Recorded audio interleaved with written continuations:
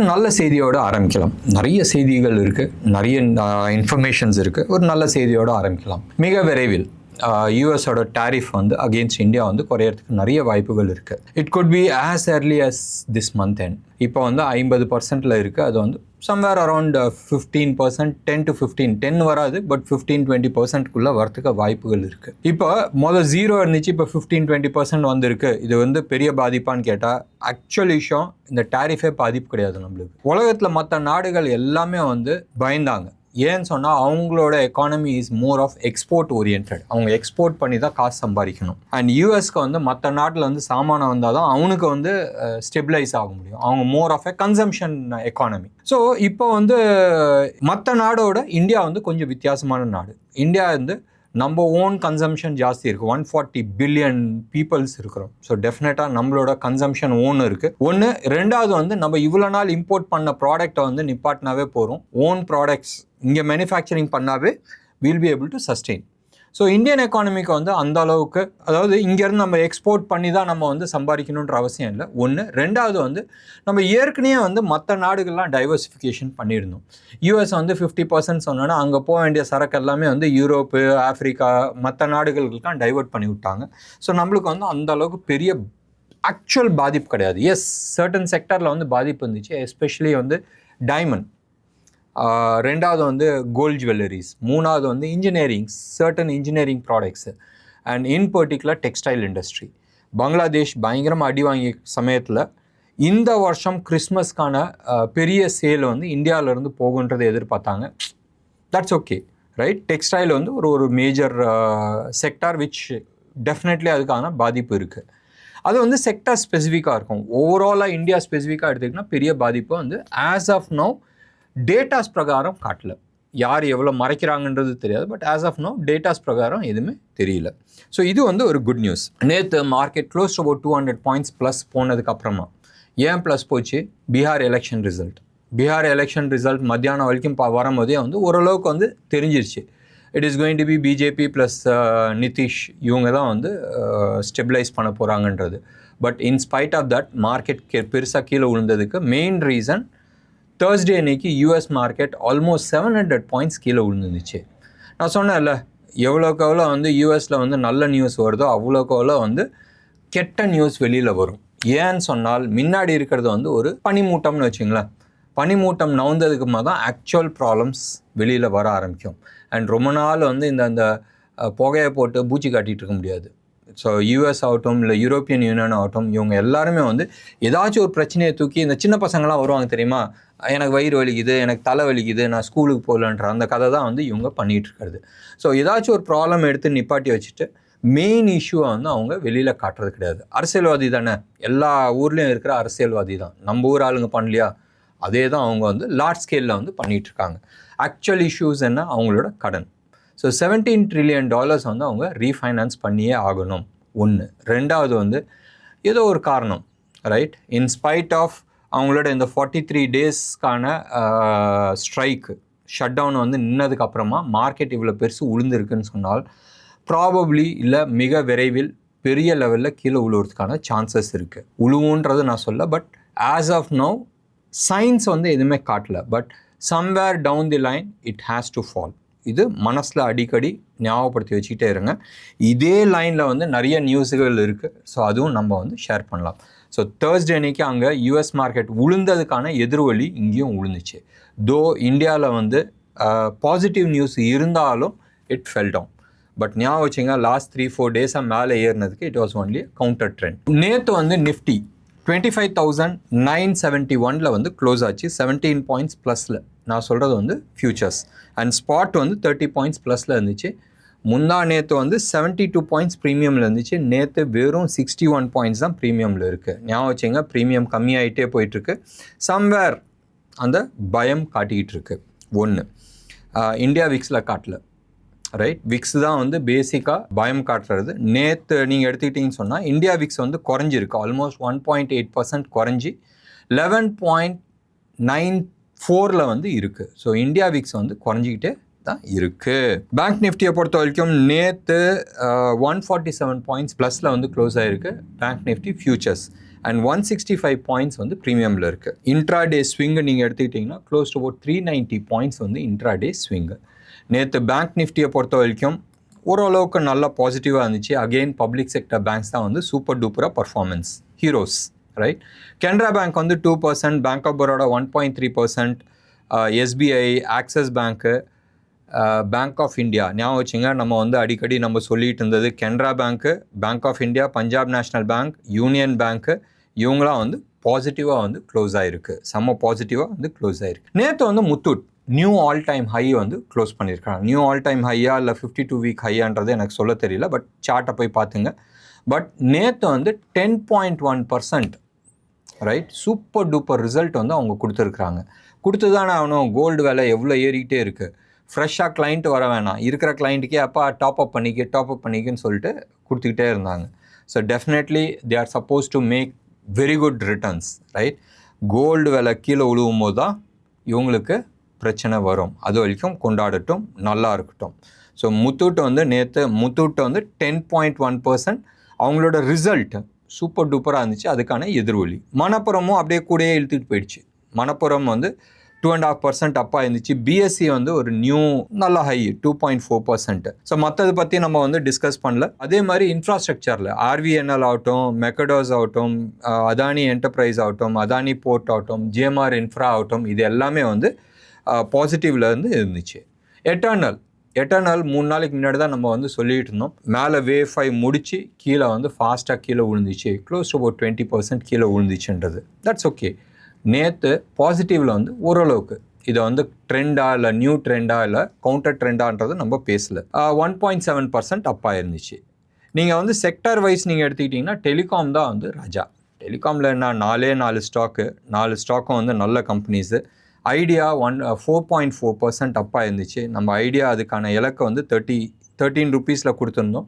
நேற்று close to about 11 rupees பக்கமாக வந்து க்ளோஸ் ஆகிருக்கு. 4 பைசா கம்மிப்பா, 10 ரூபீஸ் 96 பைசாவில் வந்து க்ளோஸ் ஆகிருக்கு.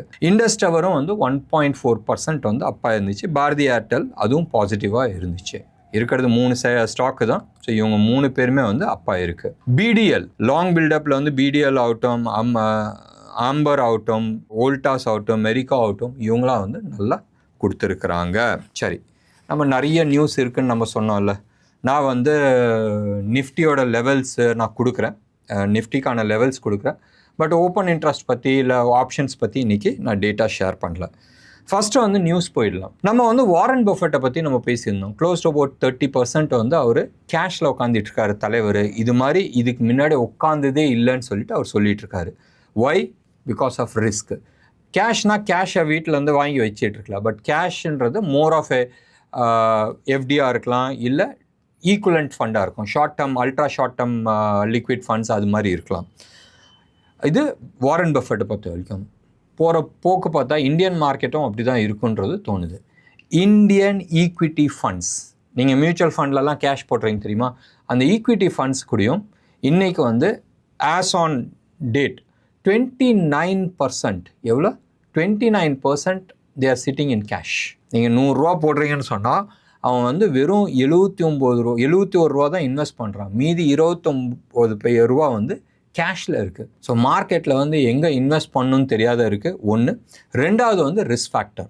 ஸோ இந்த ஒரு ரீசன்னால் தான் மார்க்கெட் ஸ்டில் ஃபர்தராக அப்சைட் போகிறதுக்கு சான்சஸ் காட்ட மாட்டேங்குது. மார்க்கெட் ஃபாஸ்ட்டாக கீழே விழுந்தாலும் we have 29%. எவ்வளோ பார்த்தோம் நேற்று? 79 lakh crores.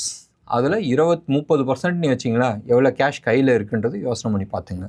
ஹியூஜ் மணி வெறும் மியூச்சுவல் ஃபண்ட்ஸ் மட்டுமே வந்து சிட்டிங் ஆன் தி கிரவுண்ட். ஒன்று, இது ஒரு நியூஸ். ரெண்டாவது நியூஸ் நீங்கள் எடுத்துக்கிட்டிங்கன்னா லாஸ்ட் 6 months நிறைய பேர் வந்து ஈக்விட்டி ஃபண்டில் வந்து கேஷ் எடுத்து டெட் ஃபண்ட்ஸில் வந்து போட்டு வச்சுருக்கிறாங்க. ஸோ லாஸ்ட் 6 monthsல மட்டுமே 1,60,000 crores வந்து டெட் ஃபண்ட்ஸில் வந்து உள்ளே வந்திருக்கு. மியூச்சுவல் ஃபண்டில் டெட் ஃபண்ட்ஸ்ன்னு இருக்குல்ல, அதில் வந்து உள்ளே வந்திருக்கு. ஞாபகம் வச்சுங்க, டெட் ஃபண்ட்ஸும் ரிஸ்க் இருக்குது. ஸோ மார்க்கெட்டில் வந்து இன்ட்ரெஸ்ட் ரேட் இப்போதைக்கு வந்து இன்ட்ரெஸ்ட் ரேட் குறைச்சிட்டு இருக்காங்க. என்றைக்கு இன்ட்ரெஸ்ட் ரேட் இன்க்ரீஸ் பண்ணுறாங்களோ அன்றைக்கி நீங்கள் லாஸில் போகிறதுக்கு சான்சஸ் இருக்குது. இன்ட்ரெஸ்ட் ரேட் எவ்வளோ தூரம் குறைப்பாங்க? ப்ராபப்ளி இந்த குவார்ட்டர், ரைட், அடுத்த 2-3 நாளில் வந்து உங்களுக்கு வரும். ஸோ அந்த இதில் வந்து உங்களுக்கு இன்ட்ரெஸ்ட் ரேட் குறைஞ்சிச்சின்னா உங்களுக்கு கேபிட்டல் அப்ரிசியேஷன்ஸ்க்கு இருக்கும். பிப்ரவரி குறைப்பாங்களான்றது ஒரு பெரிய கேள்விக்குறி, சான்சஸ் கிடையாது. சரியா? இன்ட்ரெஸ்ட் ரேட் குறைக்கிற வரைக்கும் தான் டெட் ஃபண்ட்ஸில் வந்து மரியாதை. இல்லைன்னு சொன்னால் யூ வில் லூஸ் மணி. இது மனசில் ஞாபகம் வச்சுங்க. ஸோ டெட் ஃபண்ட்ஸ் வந்து அன்டில் அன்லஸ் ஆர்பிஐ வந்து ரேட்டை குறைக்கிற வரைக்கும் தான் you will not lose money. என்னைக்கு வந்து இன்ட்ரெஸ்ட் ரேட் இன்க்ரீஸ் பண்ணுறாங்களோ you will lose your capital. இதுக்கான ஸ்பெஷல் வீடியோ நம்ம ஏற்கனவே போட்டிருக்கோம். பாண்ட் மார்க்கெட் எப்படி ஆப்ரேட் பண்ணுறதுன்றது நீங்கள் செக் பண்ணி பார்த்தால் you will be able to understand this. So equity mutual ஃபண்டில் 29% கேஷில் உட்காந்துருக்கிறாங்க. டெட் ஃபண்ட்ஸில் 1,60,000 கோடி உள்ளே வந்திருக்கு. மூணாவது விஷயம், லாஸ்ட் 4 years இல்லாத அளவுக்கு சைனாவில் வந்து ஸ்லோ டவுன் ஆகிருக்கு. Let it be on investment ஆகட்டும், இண்டஸ்ட்ரியல் அவுட்புட் ஆகட்டும், எக்ஸ்போர்ட் ஆகட்டும், எல்லாத்துலேயுமே வந்து லாஸ்ட் 4 years இல்லாத அளவுக்கு வந்து கீழே வந்திருக்கு. இது இல்லாத முக்கியமான விஷயம், China is considered with a world factory, right? அதில் வந்து இன்வெஸ்ட்மெண்ட்ஸும் வந்து நிறைய வெளியில் போயிட்டுருக்கு, சைனா விட்டு வெளியில் போயிட்டுருக்கு. தோ ஒரு சைடு வந்து அவங்க வந்து ஒரு ஒரு ஒரு பிக்சர் காட்டிகிட்டு இருக்காங்க தட் அங்கே நிறைய பேர் வந்து இன்வெஸ்ட்மெண்ட்ஸ் போயிட்டுருக்காங்கன்றது. பட் அது கிடையாது. அதுக்கு பதிலாக மோர் ஆஃப் மணி வித்ட்ராவில் வந்து ஆகிட்டுருக்கு. அண்ட் சைனாவில் வந்து லாஸ்ட் 4 years இல்லாத அளவுக்கு வந்து ஸ்லோ டவுன் நடந்திருக்கு. இது மூணுமே வந்து நெகட்டிவ் நியூஸாக இருக்குது. சரி, கோல்டை வந்து நம்ம பார்த்துடலாம். டாலர் இண்டெக்ஸ் வந்து க்ளோஸ் அபவுட் 100 வரைக்கும் போயிட்டு மறுபடியும் கீழே வந்திருக்கு. 99.2 அந்த லெவலில் இருந்துச்சு.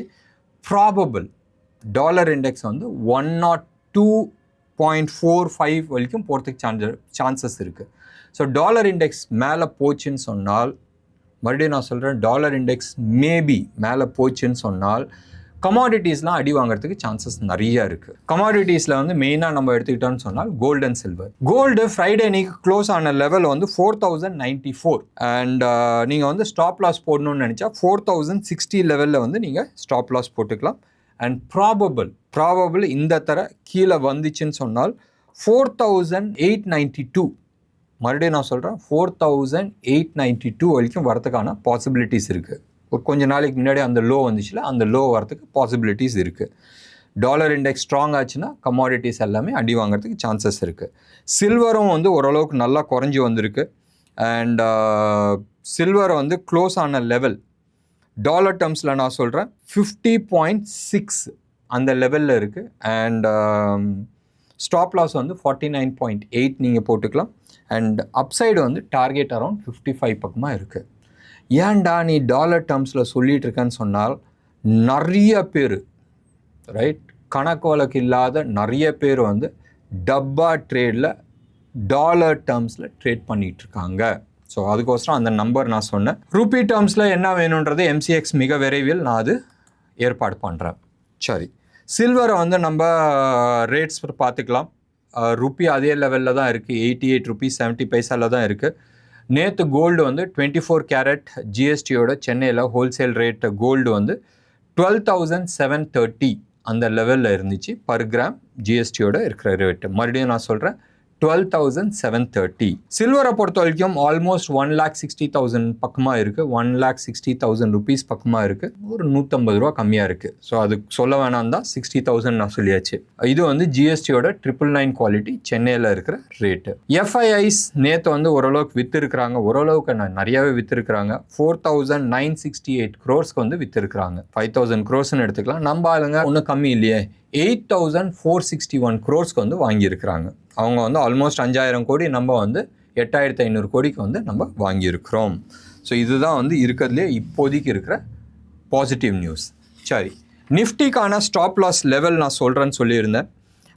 நிஃப்டி வந்து இப்போ கரண்ட்டாக க்ளோஸ் ஆன லெவல் வந்து 25,972. அதே லெவலில் தான் ஸ்டாப் லாஸ் 25,800 to 850 அந்த ஜோனை வந்து நீங்கள் ஸ்டாப் லாஸாக வச்சிங்க. ஸோ கரண்ட் லெவலில் இருந்து close to about 120 to 150 points stop loss கொடுத்துருக்குறேன். முதல் இலக்கு 26,148. மறுபடியும் நான் சொல்கிறேன் 26,148 மோஸ்ட் லைக்லி 18th வரதுக்கான வாய்ப்புகள் இருக்குது. அண்ட் 26,416 இதை வந்து 20ஆம் தேதிக்குள்ளே வரதுக்கான வாய்ப்புகள் இருக்குது. இது நிஃப்டி ஃபியூச்சர்ஸ். பேங்க் நிஃப்டியோட ஃபியூச்சர்ஸ் நீங்கள் எடுத்துக்கிட்டீங்கன்னு சொன்னால் கரண்ட் மார்க்கெட் லெவல் வந்து 58,682. இது வந்து ஃப்ரைடே க்ளோசிங்கு. நம்ம எதிர்பார்க்குறது வந்து 59,584, க்ளோஸ் அபவுட் 900 பாயிண்ட்ஸ் வந்து அப்சைடு இருக்குது. அண்ட் 19ஆம் தேதிக்குள்ளே வரதுக்கான வாய்ப்புகள் இருக்குது. 1000 பாயிண்ட் மேலே ஏறணும்னு சொன்னால் டெஃபினட்டாக ஹெச்டிஎஃப்சியோ, ஐசிஐசியோ, கோட்டாக்கோ லிஃப்ட் கொடுக்க வேண்டியது இருக்கும். வெயிட் பண்ணி பார்க்கலாமே, 19 வருதா இல்லை இன்னும் ஒரு நாள் ஜாஸ்தி வருதான்றது வெயிட் பண்ணி பார்க்கலாம். பட் மே சைடில் வந்து ஒரு பெரிய மூவ் காட்டிக்கிட்டு இருக்கு ஆஸ் ஆஃப் நோ சார்ட் பேட்டர்ன்ஸில். என்ன பேசஸ்ன்னு எடுத்துக்கிட்டிங்கன்னா டே சார்ட்டை பார்க்காதீங்க, 75 மினிட்ஸு பேங்க் நிஃப்டியோட சார்ட் நீங்கள் எடுத்து பாருங்கள். நான் சொல்கிற நம்பர்ஸ் வந்து உங்களுக்கு தெரியும். So recent swing high log நீங்கள் வந்து ஃபிபனாச்சி போட்டு பார்த்தால் நான் சொல்கிற நம்பர் வரத்துக்கு வாய்ப்புகள் இருக்குது. என்ன நேயர்களே, இன்றைக்கி ப்ரோக்ராம் உங்களுக்கு பிடிச்சிருந்துச்சுன்னா லைக் பண்ணுங்கள், ஷேர் பண்ணுங்கள். டெஃபினட்டாக உங்களோட கமெண்ட்டை நான் எதிர்பார்க்குறேன். நன்றி, வணக்கம்.